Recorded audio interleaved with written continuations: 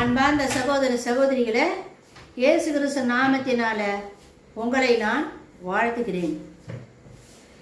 இப்போ நம்ம என்ன பார்க்க போகிறோம் அப்படின்னா, வெளிப்படுத்தின விசேஷத்தை பற்றி நம்ம பேசிட்டு வரோங்க.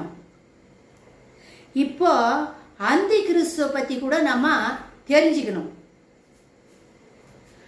அந்தி கிறிஸ்துவை முதல் நம்ம தெரிஞ்சுக்கிறதுக்கு முன்னாடி இந்த உலகத்தில் இருக்கிற நாடுகளை பற்றி, அதாவது உலக நாடுகளின் ஒரு கண்ணோட்டம், அதாவது உலக நாடுகளை பற்றிய கழுகு பார்வை அப்படின்னு கூட சொல்லலாம். ஏன் கழுகு பார்வை அப்படின்னு சொல்றோன்னா, நம்ம உற்று கவனிச்சு பார்க்குறோம். இப்போ இன்னைக்கு இருக்கிற உலக நாடுகளில் எங்க பார்த்தாலும் யுத்தங்கள் நடக்குதுங்க, போராட்டம் நடக்குது, வன்முறைகள் நடக்குதுங்க. பெருவெள்ளத்துக்கு முன்னாடி எப்படி இந்த பூமியில பாவங்கள் நிறைந்து இருந்ததோ, அதே போல இன்னைக்கு உலகத்துல இருக்கிற எல்லா நாடுகள்லையும் பாவங்கள் பெருகி கிடக்குது அப்படின்றதையும் நம்ம பார்க்குறோம். இப்போ முக்கியமா நாடுகளை பற்றி நம்ம பார்க்கணும், நாட்டு தலைவர்களை பற்றி நம்ம பார்க்கணும். இப்போ நம்ம ரெண்டு பிரிவா, உலகத்தில் இருக்கிற மொத்த நாடுகள்லயே இப்போ நம்ம ரெண்டு பிரிவா பிரித்து பார்க்கணுங்க. அதாவது முதல் ஒரு பிரிவை நம்ம பார்க்கலாம், மனித நேயம் இல்லாத நாடுகள். அதாவது ராஜாக்களை போல அராஜகம் பண்ற தேசத்து தலைவர்கள் இந்த உலகத்தில் இருக்கிறாங்க, பல நாடுகளில் இருக்கிறாங்க. அவங்க அவங்கள நம்ம உற்று கவனிச்சோம்னாக்கா நம்மளுக்கு நல்லா தெரியும். அந்தி கிறிஸ்துவை பற்றி நம்மளுக்கு இப்போ நல்லா புரியுங்க. இப்போ யுக்ரைனுக்கும் ரஷ்யாவுக்கும் யுத்தம் நடந்துன்னு இருக்குதுங்க, இன்னும் கூட நடக்குது, இன்னும் முடிஞ்ச பாடு இல்லைங்க. உக்ரைன் மேலே ரஷ்யா படையெடுத்து போச்சு. உக்ரைன் மேலே ரஷ்யா ஏற்கனவே 2014 படையெடுத்து கிரிமியாவை கைப்பற்றியது. அது இல்லாமல் இப்போ 2022 உக்ரைன் மேலே ரஷ்யா படையெடுக்குதுங்க. இதில் நிறைய உயிர் சேதாரம் நிறைய நடந்திருக்குது. உக்ரைனில் நிறைய சேதாரம், கட்டடமெல்லாம் இடிக்கப்பட்டது. நம்ம செய்திகளெல்லாம் கூட நம்ம பார்த்தோம். லட்சக்கணக்கான மக்கள் இறந்துருக்கிறாங்க, கொடூரமாக கொல்லப்பட்டு இறந்துருக்கிறாங்க. ஏவுகணைகளை விட்டு கட்டடங்கள் தகர்க்கப்பட்டு இறந்ததை பார்த்தோம். இராணுவ வீரர்கள் எல்லாம் கூட இறந்துருக்கிறாங்க. புள்ளி விவரம் சொல்லுது 2 லட்சத்துக்கு மேலே இந்த யுத்தத்தில் அங்கே மரிச்சிருக்கிறாங்க, ரஷ்யா உக்ரைன் யுத்தத்தில் மரிச்சிருக்கிறாங்க அப்படின்னு பார்க்குறோம். ரஷ்யா ஒரு சர்வாதிகார நாடு போலங்க. ரஷ்யாவை ஆளுகை செய்கிறவர் புட்டின் தான் ஆளுகை செய்கிறாரு. புட்டின் ரஷ்யாவில் 6 வருஷத்துக்கு ஒரு முறை தான் எலெக்ஷன். அப்போ 5 முறை அவர் வின் பண்ணிட்டார். அப்போ 30 வருஷம் அவர் அந்த ரஷ்யாவை ஆண்டு இருக்கிறாரு. இப்போவும் அவர் தான் ஜெயிச்சிருக்கிறாரு. இப்போ 6 வருஷம் அவர் ஆள போறாரு. ஜெயிச்சாருனாக்கா எதிரி யாராவது போட்டிக்கு வந்தா தான் போட்டியில் வெற்றி பெற்று ஜெயிச்சாங்க அப்படின்னு சொல்ல முடியும். ஆனால் இப்போ நடந்த ரஷ்யாவில் தேர்தலில் யாருமே போட்டிக்கு இல்லைங்க. இந்த 6 வருஷமும் இந்த 6 முறை தேர்தலில் யார் போட்டிக்கு வராங்களோ அவங்க உயிரோடு இருக்க மாட்டாங்க. அவங்கள என்ன பண்ணிடுவார் புட்டினே, அந்த அரசாங்கம் அழிச்சு நிர்மூலமாக்கிடும். சர்வாதிகாரி, எதிர்க்க யாருமே நிற்க முடியாது. புட்டின் என்ன பண்ணாரு, அதாவது ரவுடிகளை இராணுவத்தில் சேர்த்துக்கினார். அந்த இராணுவத்துக்கு தலைவர் வந்து பிரகோஜின் வந்து இப்போ உயிரோடு இல்லை. ஏன்னா அவர் வந்து புட்டினுக்கு எதிராக வந்ததுனால அவரும் இப்போ காலி. போன மாதத்தில் ஜெயிலில் இருந்தவர் போட்டி போகிறதுக்கு இருந்தார் ரஷ்யாவில். அவர் விடுதலையாகி வெளியே வந்திருந்தா அவர் போட்டி போட்டிருப்பார். ஆனால் ஒரு மாதத்துக்கு முன்னாடியே அவர் சிறைச்சாலையில் இறந்துட்டாரு அப்படின்னு செய்தி வருதுமா. எதுக்கு இதெல்லாம் நான் சொல்கிறேன்னா, ஒரு மனிதன் ஒரு நாட்டை ஆளுகை செய்யும் பொழுது சர்வாதிகாரியா ஆளுகை செய்யும் பொழுது அந்த தேசத்தில் இருக்கிற குடிமக்களுக்கு சுதந்திரம் கிடைக்காது. உரிமையா எதுவும் எடுத்து பேச முடியாது. அப்படி பேசுறவங்களை உடனே சிறைச்சாலையில் போட்டுருவாங்க. இல்லை அவங்களுக்கு மரணம் தான். ஒன்று சிறைச்சாலை, அடுத்தது மரணம். உரிமை இருக்காதுங்க. எது ஒன்றும் உரிமையாக கேட்கறதுக்கு உரிமை இருக்காது. இப்படி இருக்கிற ஆட்சி தான் ரஷ்யாவில் புட்டின் ஆளுகை செய்கிறாரு. ரஷ்யாவில் இருக்கிற மக்களுக்கு தன்னுடைய உரிமையை சுதந்திரத்தை கேட்கறதுக்கு முடியாதுங்க. அப்படி எதிர்த்து கேட்டா 15 வருஷம் ஜெயிலு, இல்லைன்னா மரணம். இதுதான் அவங்க என்ன சட்டம் போடுறாங்களோ அந்த சட்டத்தை மதிக்கணும், அந்த சட்டத்துக்கு கீழ்ப்படியணும். ஆனா இல்லைன்னா இல்லை, உட்கார்னா எழுந்துக்கணும், ஏற்றுக்கணும். இதுதான் சர்வாதிகார ஆட்சி ரஷ்யாவில் நடக்குதுங்க. அதே மாதிரி சைனா, ஜின்பிங், சைனாவிலையும் மனிதனுக்கு சுதந்திரம் கிடைக்காது, உரிமையோட பேச முடியாது, மத சுதந்திரமெல்லாம் அங்கே கிடையாது. சைனாவில் மட்டும்தான், அவங்க மட்டும்தான் இருக்கணும். அந்த நாட்டில் கூட முஸ்லீம்கள் மகா கொடுமையை அனுபவிக்கிறாங்க. கிறிஸ்துவெல்லாம் மேலே தேவாலயத்தெல்லாம் கட்டி இருக்க முடியாது, அண்டர் கிரவுண்டில் தான் தேவாலயம். சைனாவில், வடகொரியாவில் கிறிஸ்துவங்களே கிடையாது. கிறிஸ்துவங்கன்னு இருக்கிறாங்கன்னா வடகொரியாவில் உடனே நடு ரோட்லேயே வச்சு ரோலரை போட்டு பப்ளிக்லேயே சாவடிச்சிடுவாங்க. கிறிஸ்துவனை ஒன்றுமே சொல்ல முடியாதுங்க. இதெல்லாம் 2 பிரிவாக பிரித்து பார்க்குறோங்க. சர்வாதிகாரம் உள்ள நாடு ரஷ்யா, சீனா, வடகொரியா. இதெல்லாம் ஒரு சில இஸ்லாமிய நாடுகள் கூட, துருக்கி, இதெல்லாம் கூட சர்வாதிகாரம் உள்ள நாடு தான்.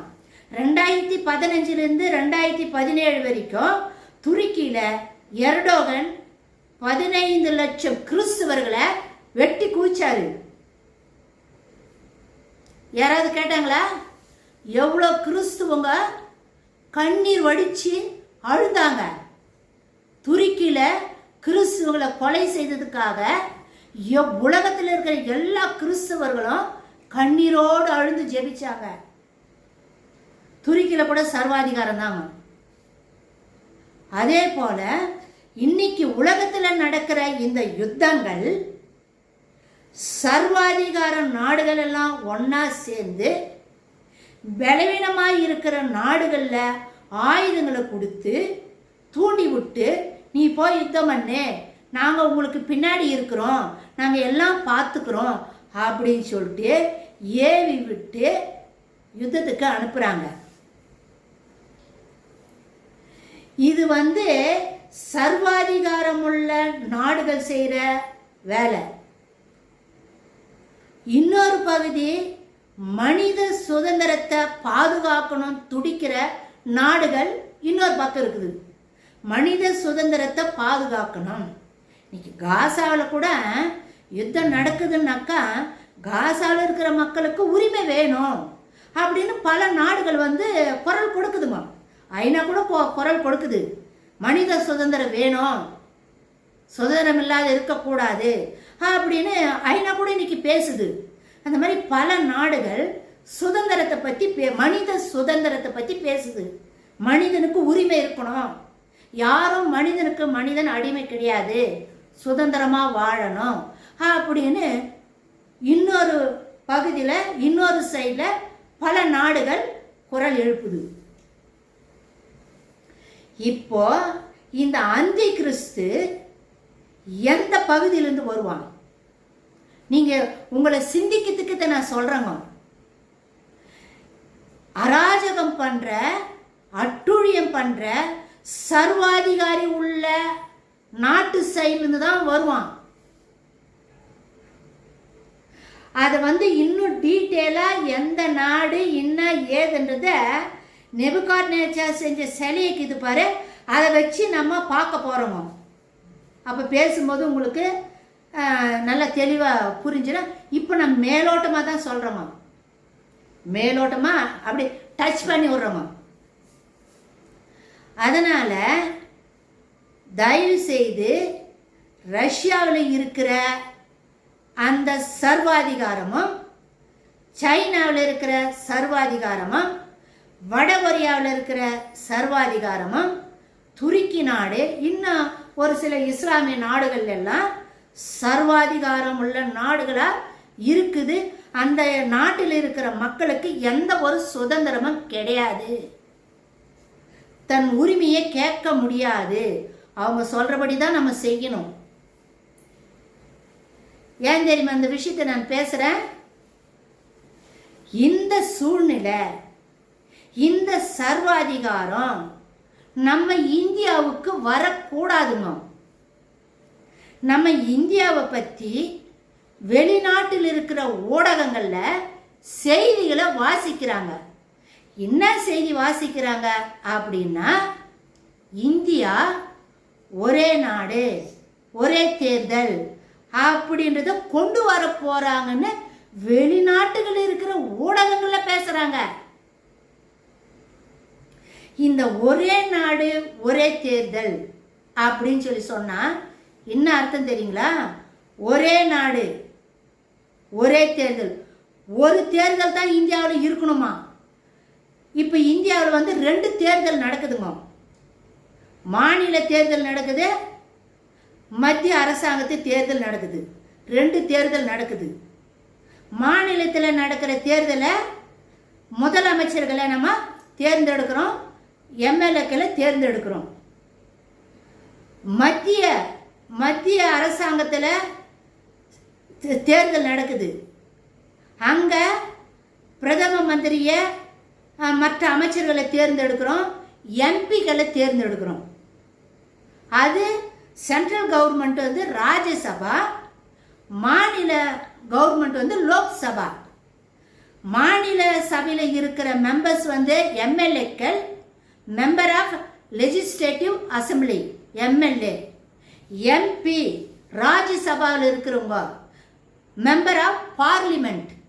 எம்பி அதான் மெம்பர் ஆஃப் பார்லிமெண்ட், மெம்பராக இருக்கிறவங்க. இப்போ ஒரே நாடு ஒரே தேர்தல் அப்படின்னு சொல்லி சொன்னா, இந்த மாநிலத்தில் நடக்குது பார்த்தீங்களா தேர்தல், அந்த தேர்தல் இருக்காதுங்க. அப்படின்னா மாநிலங்களில் முதலமைச்சர்கள் இருக்க மாட்டாங்க, எம்எல்ஏக்கள் இருக்க மாட்டாங்க. அதாவது பிரதமர் ஒரே தேர்தல் அப்படின்னா சென்ட்ரல் கவர்மெண்ட்ல வைக்கிறாங்க பத்தியா, மத்திய அரசாங்கம் பாராளுமன்ற தேர்தல். அந்த பாராளுமன்ற தேர்தல் ஒரே ஒரு தேர்தல் தான் இருக்கும். அதான் ஒரே நாடு ஒரே தேர்தல், ஒரு தேர்தல் தான் இருக்கணும்ன்றாங்க. மாநில தேர்தல் வேண்டாமா, மத்திய பாராளுமன்ற தேர்தல் மட்டும் தான் இருக்கணும்ன்றாங்க. சரி, அப்படி பாராளுமன்ற தேர்தலில் வந்துடுச்சு அப்படின்னா இந்த சட்டம் ஒரே நாடு ஒரே தேர்தல் அப்படின்ற சட்டம் நம்ம இந்தியாவுக்குள்ள வந்துடுச்சு அப்படின்னா நம்ம எல்லாருமே, இந்துக்கள், முஸ்லிம்கள், கிறிஸ்துவர்கள், நீ யாரா இருந்தாலுமே உன்னால சுதந்திரமா பேச முடியாது. நீ பேச முடியாது, எதுவுமே கேள்வி கேட்க முடியாது. எப்படி ரஷ்யாவிலையும் சைனா வடகொரியாவிலையும் எப்படி அதிபர்கள் இருந்து ஆட்சி செய்கிறாங்களோ அதே போல இந்தியாவிலும் வந்துடும். நம்மளுக்கு எந்த சுதந்திரமும் கிடைக்காது. கார்ப்பரேட் கம்பெனிங்க தான் இதனால பயனடைவாங்க. பெரிய பெரிய கம்பெனி முதலாளிகளுக்கு தான் இது லாபம், மற்றவங்களுக்கெல்லாம் இது லாபம் கிடையாதுமா. அதனால ஒரே நாடு ஒரே தேர்தல் வந்துடுச்சுன்னாக்கா மாநிலத்தில் இருக்கிற முதலமைச்சர்கள் இருக்க மாட்டாங்க. ஆனால் போலீஸ் துறை இருக்கும், கலெக்டர் இவங்கெல்லாம் இருப்பாங்க. ஆனால் மாநில அமைச்சர்கள் இருக்க மாட்டாங்க. மாநிலத்தில் இருக்கிற சட்ட திட்டங்கள் எல்லாம் செல்லுபடி ஆகாது. அங்கே பாராளுமன்றத்தில் நம்ம இந்தியாவினுடைய தலைநகரத்தில் என்ன சட்டம் போடுறாங்களோ அந்த சட்டத்தை மதிச்சு தான் ஆகணும், நீ கீழ்ப்படிஞ்சு தான் ஆகணும். தெருவில் குரங்கு எடுத்துன்னு போகிறானே குரங்காட்டி, பல்ட்டி அடினா பல்ட்டி அடிக்கும், சலாம் போடுனா சலாம் போடும், உட்காருனா உட்காரும், எழுதுன இந்த நிலைமை வருங்க இந்தியாவுக்கு. நம்ம நாடு சுதந்திர நாடு, ஜனநாயக நாடு. ரஷ்யாவை போல, சைனாவை போல, வடகொரியாவை போல ஒரே நாடு ஒரே தேர்தல் இந்தியாவுக்கு வந்துட்டா நம்ம அடிமைகள் தான். விவசாயிகள் கூட பயிர் செஞ்சாங்கன்னாக்கா அவங்க என்ன விலை கேட்குறாங்களோ அதை தான் கொடுக்க முடியும். நம்ம சொல்கிற விலைக்கெல்லாம் விற்க முடியாதுங்க. அவன் சட்டம் போடுவான், நம்ம நிலத்தில் அவன் சட்டம் போடுவான். யாரு? கார்பரேட் கம்பெனி சட்டம் போடும். இதை இந்த நிலத்தில் இதை தான் நீ விதைக்கணும், இதை தான் விதைக்கணும். அவனுக்கு மீறி ஒன்றும் பண்ண முடியாதுங்க. சுதந்திரம் இருக்காது, சுதந்திரம் பறி போயிடும். அதனால மக்கள் நல்லா யோசிக்கணுங்க, நல்லா சிந்திக்கணும். இது ஜனநாயக நாடு. நம்ம ஜனநாயகத்தை இழக்கக்கூடாது. அதிபர் நம்ம நாட்டுக்கு வரக்கூடாதுங்க. நம்ம எல்லாம் ஒன்னா சேர்ந்து ஒரு தலைவரை தேர்ந்தெடுத்து நம்மளை ஆளுகை செய்யணும். இதுதான் குடியாட்சி. குடிகளெல்லாம் தேர்ந்தெடுத்து ஒரு தலைவரை தேர்ந்து நம்மளை ஆளுகை செய்யணும் தான் நம்ம தேர்ந்தெடுக்கிறோம். ஆனா ஒரே நாடு ஒரே தேர்தல் அப்படின்ட்டாக்கா நம்மளுக்கெல்லாம் வாய்ப்பே கிடையாதுமா. பேசுறதுக்கெல்லாம் வாய்ப்பு கிடையாது. புட்டினை யாராவது வின் பண்ண முடிஞ்சிச்சா? ரஷ்யாவில் 6 முறை அவன் தான் வரான். எதிரி யார் வந்தாலும் போட்டு தள்ளிடுறான். உயிரோடு யாருமே கிடையாது. அதே மாதிரி சைனாவில் கூட, வடகொரியாவில் அவங்க செத்தாதான் இன்னொருத்தர், அவங்க உயிரோடு இருக்கிற வரைக்கும் வேற யாரும் வரவே முடியாதுமா. அந்த மாதிரி ஒரு நிலை நம்ம இந்தியாவுக்கு வரக்கூடாதுமா. அப்படி வந்துட்டா நம்ம தான் கஷ்டப்படுவோம். அதனால இந்த கருத்தை உங்க முன்னாடி நான் வைக்கிறேங்க. ஒரே நாடு ஒரே தேர்தல் அப்படின்ற கருத்தை உங்க முன்னாடி நான் வைக்கிறேன். நீங்க தான் இதை சிந்திக்கணும். அதிபர் ஒரே ஒரு சர்வாதிகாரம் வரக்கூடாதுமா. சர்வாதிகார ஆட்சி நம்ம இந்தியாவில் இருக்கக்கூடாது. நம்ம இந்தியாவில் பல கலாச்சாரங்கள் இருக்குதுங்க, பல மொழி பேசுகிற மக்கள் இருக்கிறாங்க, பல மதத்தை வழிபடுற மக்கள் நம்ம இந்தியாவில் இருக்கிறாங்க. ஒரு கதம மாதிரி ஒரு பார்க்கில் பலவிதமான பூக்கள் இருந்தால் எப்படி இருக்குமோ அது போல் நம்ம இந்தியா இருக்குதுங்க. ஆனால் ஒரே நாடு ஒரே தேர்தல் வந்துடுச்சுன்னா இதெல்லாம் நம்ம பார்க்க முடியாதுங்க. இந்த ஒற்றுமையை, இந்த அழகை நம்ம பார்க்க முடியாது. அதனால மக்கள் தயவு செய்து சிந்திக்கணுங்க. ஒரே நாடு ஒரே தேர்தல் வர சட்டமெல்லாம் ஏற்றி ரெடியா வச்சுட்டு இருக்கிறாங்களாம். இந்த தேர்தல் முடிஞ்சிட்ட உடனே அந்த ஒரே நாடு ஒரே தேர்தல் இருந்து அமலுக்கு கொண்டு வந்துருவாங்க அப்படின்னு வெளிநாட்டில் இருக்கிற ஊடகங்களும் செய்தி வாசிக்கிறாங்க. ரெடியா இருக்குதான். இப்பவே நம்ம எவ்வளோ ஜிஎஸ்டி வரியெல்லாம் கட்டின்னு வரோம். இன்னும் படு மோசமாயிடுங்க. ஒரே நாடு ஒரே தேர்தல். முதல்ல நம்மளுக்கு பாலிஷா நல்லதாக தான் தெரியும். போக போக போக கொடுமையாக இருக்கும், கொடூரமாக இருக்கும். தட்டி கேட்க முடியாது, எதுவுமே கேட்க முடியாதுங்க. ஒரு அடிமை மாதிரி தான் நம்ம இருக்க முடியும். அதனால் தயவு செய்து ஒரே நாடு ஒரே தேர்தல் நம்ம நாட்டுக்கு வரணுமா அப்படின்றத நீங்கள் சிந்திக்கணுமோ. நம்ம நாட்டில் இருக்கிற இந்த ஒற்றுமை, இந்த நட்பு, இந்த சுதந்திரம் நம்ம இழக்கக்கூடாதுங்க. அதனால் ரஷ்யாவை போல, சைனாவை போல, வடகொரியாவை போல, துருக்கியை போல நம்ம இந்தியா நாடு ஆகக்கூடாது. 140 கோடி மக்கள் நம்ம இந்தியாவில் வசிக்கிறாங்க. சைனாவில் 200 கோடி போயிடுச்சுங்க. ரஷ்யாவில் 15 கோடி மக்கள் தான் இருக்கிறாங்க. தயவுசெய்து நல்லா யோசிங்க. ஏன் இந்த கருத்தை நான் சொல்றேன்னா, அந்தி கிறிஸ்து ஒரு சர்வாதிகாரி. நம்ம இயேசு கிறிஸ்துக்கு விரோதியா வரப்போறான் இல்ல, 7 வருஷம் அவன் தான் இந்த பூமியில் ஆளுகை செய்ய போறான். அவன் ஒரு சர்வாதிகாரி. இந்த பூமி முழுசுக்குமே அவன் தான் ராஜா. அவன் போறதுதான் சட்டம். அவன் காலத்துல தான் இப்பேற்பட்ட உபத்திரவங்களெல்லாம் ஆண்டவர் அனுமதிக்கிறாரு. அதனால அந்தி கிறிஸ்து இந்த பூமிக்கு வர்றதுக்கு இந்த நாடுகள் எல்லாம் வழி ஆயத்தம் பண்ணுது. சர்வாதிகாரத்துக்கு வழிய ஆயத்தம் பண்ணுது. நம்ம இந்தியாவும் அந்த மாதிரி ஆயத்தம் பண்ண கூடாதுங்க. அந்த அந்தி கிறிஸ்துவுக்கு நம்ம இந்தியா வழிய ஆயத்தம் பண்ணிச்சுன்னா நம்ம இந்தியா சபிக்கப்பட்டு போயிடும். ஆண்டவருடைய கோபம் நம்ம தேசத்து மேல இறங்கும்.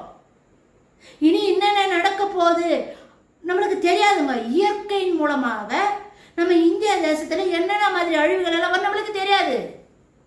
அதனால ஆண்டவருடைய கோபம் நம்ம இந்திய தேசத்து மேல வரக்கூடாதுங்க. அந்தி கிறிஸ்து நம்ம இந்தியா நாட்டுல அவன் சட்டத்திட்ட நம்ம இந்தியாவுக்கு வரக்கூடாது. தயவு செய்து இதை நீங்க சிந்திக்கணும். நம்ம நாடு சுதந்திர நாடு. நம்ம இப்ப எல்லாரும் சந்தோஷமா இருக்கிறோம். அதிபர் ஆட்சி வந்துடுச்சுன்னா சந்தோஷம் இருக்காதுங்க. கார்பரேட் கம்பெனிக்கு தான் சந்தோஷம். இப்பயோ அவங்க தான் சந்தோஷத்தை அனுபவிச்சுட்டு இருக்கிறாங்க. நம்ம வரி செலுத்திட்டு இருக்கிறோம். இன்னும் படு மோசமாயிடும். அந்தி கிறிஸ்துக்கு நம்ம வழி வகுக்கிறோம். அதனால இந்த செய்தியை எல்லாருக்கும் சொல்லுங்க. ஏப்ரல் மாதம் 1ஆம் தேதியிலேருந்து மெசேஜ் எல்லாம் அனுப்பக்கூடாதாம். அப்படி அனுப்புனாக்கா ஏன்னோ பனிஷ்மெண்ட்டு ஜிஎஸ்டி வரி மாதிரி பணம் வசூல் பண்ணுவாங்களாம். அப்படின்னெல்லாம் இப்போ செய்தி வெளியே இருக்குதுங்க. அது எலெக்ஷனுக்காக சொல்லி சொல்கிறாங்க. அதுக்கப்புறம் அதை ரிலீஃப் பண்ணிடுவாங்களா என்ன நம்மளுக்கு தெரியாது. அதனால் நம்ம சிந்திக்கணும். இந்த நடக்க போகிற எலெக்ஷனுக்காக நம்ம அதிகமாக ஜெபிக்கணும். இந்தியாவில் இருக்கிற எல்லா மக்களும் நல்லா இருக்கணும். அது யாராக இருந்தாலும் பரவாயில்ல. இந்து, முஸ்லீம், கிறிஸ்துவ, ஜெயினா, புத்த மதம், அது யாராக இருந்தாலும் சரி, நம்ம ஒரு நாட்டில் குடியுரிமை பெற்று சுதந்திரமாக வாழ்ந்து கொண்டிருக்கிறோம். அதனால் நம்ம எல்லாரும் ஜெபிக்கணும். நம்ம ஆண்டவராகிய இயேசு கிறிஸ்து ஒரு நல்ல தலைவரை நம்ம தேசத்துக்கு கொடுக்கணும். மனித நேயம் உள்ளவரங்களை எல்லாரையும் ஒரே மாதிரி நேசிக்கக்கூடியவ, ஒரு தகப்பனுடைய உள்ளத்தை கொண்ட ஒரு நல்ல மனிதரை நம்ம தேசத்துக்கு தலைவராக கொடுக்கணும். நம்ம ஜெபிக்கணும். யாரு, எந்த கட்சி, யாருன்னு நம்மளுக்கு தெரியாது. நம்ம கடவுள்கிட்ட ஜெபிக்கலாம். அவர் ஒரு ஆளை நம்மளுக்கு தேர்ந்தெடுத்து தருவார். நம்மளுக்கு பைபிளில் கூட என்ன சொல்லுதுன்னா, ராஜாக்களை தள்ளி ராஜாக்களை ஏற்படுத்துகிறவர் அப்படின்னு வசனம் சொல்லுது. அப்ப தேசத்து தலைவர்களை யாரு தேர்ந்தெடுக்கிறார்? கடவுள் தான் தேர்ந்தெடுக்கிறாரு. இப்போ கடவுள் ஒரு ஆளை தேர்ந்தெடுத்து வச்சிருப்பார். நம்ம இந்தியாவுக்கு இந்த ஆளை நம்ம தேர்ந்தெடுக்கணும், தேசத்துக்கு தலைவராக வரணும் அப்படின்னு ஆண்டவர் ஒரு ஆளை நியமனம் பண்ணி வச்சிருப்பாரு. சாத்தானும் ஒரு ஆளை நியமனம் பண்ணி வச்சிருப்பான். நீ பண்ற இல்ல, நானும் பண்றேன் பார், நான் என் ஆளை தேர்ந்தெடுத்து வைக்கிறேன் பார் அப்படின்னு அவனும் ஒரு ஆளை தேர்ந்தெடுத்து வைப்பான். அப்போ சாத்தானால தேர்ந்தெடுக்கப்படுற ஆள் வந்தா எப்படி இருக்கும்? சாத்தான்கிட்ட நல்லது இருக்குமா? தீமை தான் இருக்கும். அவங்ககிட்ட சமாதானமே இருக்காது. ஆனால் கடவுள்கிட்ட சமாதானம் இருக்குது, அன்பு இருக்குது. அப்போ நம்மளுக்கு யார் கடவுள் தான் தேர்ந்தெடுத்தரணும். யார் நல்லவங்க யார் கெட்டவங்க நம்மளுக்கு தெரியாது, அது கடவுளுக்கு மட்டும்தான் தெரியும். அதனால் நம்ம ஜெபம் பண்ணுறது நம்ம வேலை. கடவுள் அவர் வேலையை செய்வார். நம்ம ஞானமாக செயல்படணுமா. அதிபர் தேர்தல், அதிபர் ஆட்சியெல்லாம் நம்ம இந்தியாவுக்கு வரக்கூடாதுமா. சிந்தித்து செயல்படுங்க. மாரநாதா.